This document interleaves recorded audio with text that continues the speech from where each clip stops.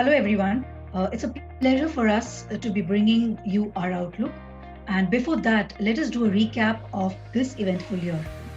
In COVID times, high liquidity and low interest rates have led to inflows into equities in emerging markets. FIIs have invested approximately $18 billion net in this calendar year, which is the highest ever in the last 10 years. US dollar index is at a 31-month low. And if you talk about gold prices have appreciated by approximately 25% in USD terms and about a little over 28% in INR terms. If you look at the bond yields, the longer end bond yields have come down as well. India 10-year has come down since the start of this calendar year to now by about 55 bips, and US 10-year has come down by about 99 bips, which is close to a percent.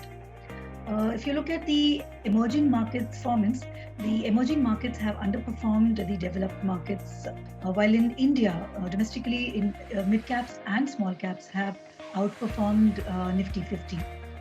And if you talk about sectors, healthcare, technology, and auto have been the top performers in this calendar year, while banks have been negative since the start of this year up till now. Now to talk about the macro, global and India. To deal with the pandemic, central governments across the world announced relief packages. Countries of Japan, Canada, Australia, US. US, in fact, announced approximately 13% of GDP as the relief package to companies, small businesses, and low and middle income groups.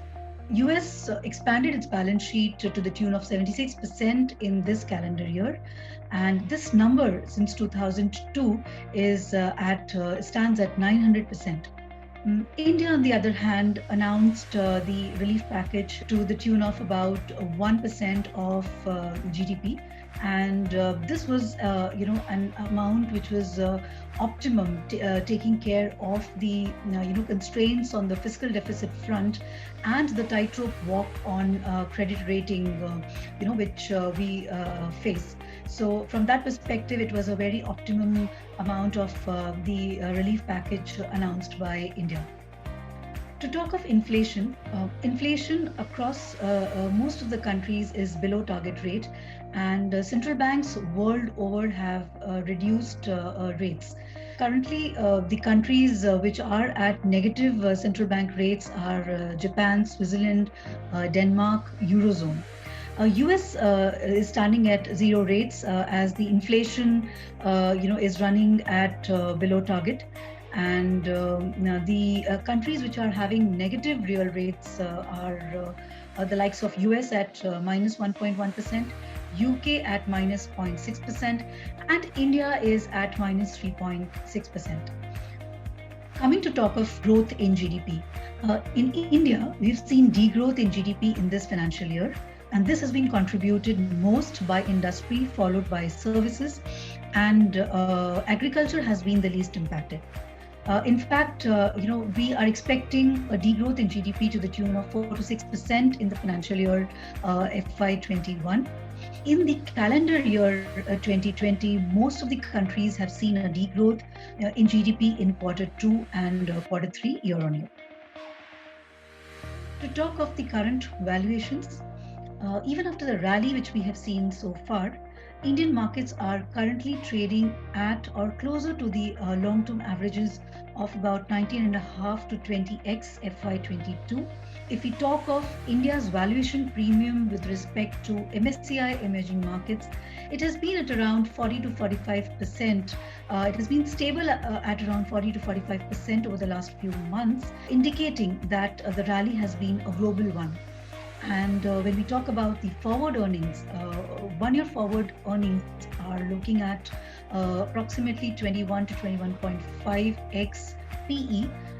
This is at the higher end of the range of historical benchmarks. So a weak dollar a strong balance sheets of the Asian economies, Asian countries, and the earnings growth differential, between the emerging markets and the developed markets, makes it a case for equity inflows into emerging markets, and these are the favorable factors for emerging markets going ahead.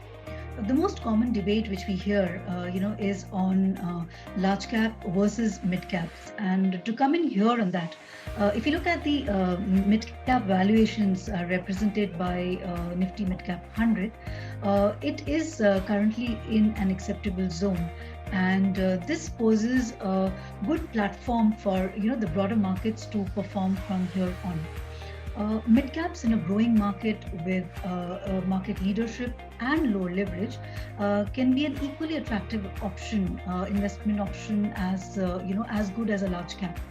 And the post-COVID tailwinds, which some of the sectors have, like pharma, digitization, e-commerce, electronic manufacturing, etc. These sectors are very well represented, by the large caps and mid caps. In fact, some of them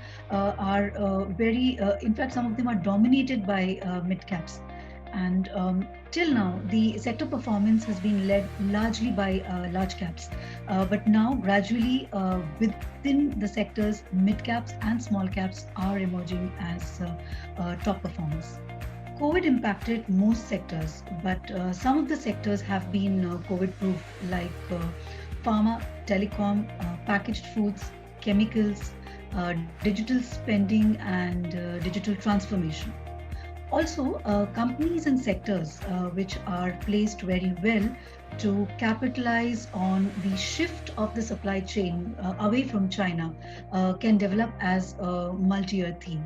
So this is, all about the perspective on sectors which are positive, which have gained from COVID, post-COVID tailwinds, and sectors which were, less impacted by the COVID. If someone wants to look at sector funds for focused investments, one of the sector that can be looked at is the infra or the entire capex cycle theme. This includes companies that make investments in physical infrastructure, long-term physical infrastructure like roads, electricity, ports, etc. Or companies that make large-scale investments, capital investments like metals, oil and gas, realty, telecom, and companies that benefit from it like building materials and construction, engineering, capital goods, etc. Over the last few years, this space have been largely driven by government, which we expect to stay steady going ahead as well. But the private investments, private sector investments were not active. We expect private sector investments to increase going forth, more so on the manufacturing side. And that is because of the a lot of game-changing initiatives which have been taken by the government, like the production-linked incentive schemes, reorganizing of the labor laws, and reduction in corporate tax rate. The other sector which can be looked at from a focused investment point of view is pharma. Over the last few years, say from FY15 to FY19, most of the large Indian pharma companies saw a decrease in revenues from US to the tune of 25%. Now, with the improving pricing scenario, increasing number of shortages, and product prioritization, most of these companies are coming back on the growth trajectory.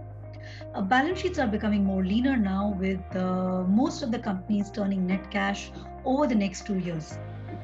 And valuations are around the long-term averages, with the earnings visibility, sustainable earnings visibility in place for the next 2 years. So thank you, and wishing everyone a very happy new year.